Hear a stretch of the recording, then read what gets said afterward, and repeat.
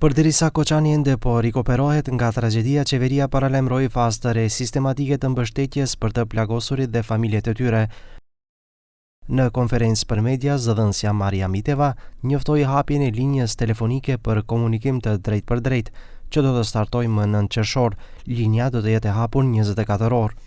Ја воспоставуваме новата телефонска линија за директна комуникација, управувана од Канцеларијата на председателот на владата, и ќе функционира непрекинато и достапно за сите повредени и нивните семејства. Ky mjetëri është rezultati i punës së grupit qeveritar të punës që ka qenë në kontakt drejt për drejt me familjet dhe ekipet mjekësore gjatë periudhës së kaluar.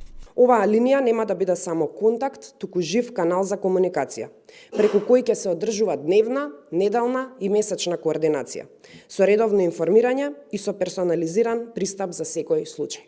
Miteva njoftoi gjithashtu se po shqyrtohet mundësia që disa nga trajtimet, si PRP për plagët, të ofrohen në spitalin e Koçanit, që pacientët të mos udhtojnë në shkup në temperatura të larta dhe të mos ekspozohen në diell, gjë që është jashtëzakonisht e rrezikshme për ta.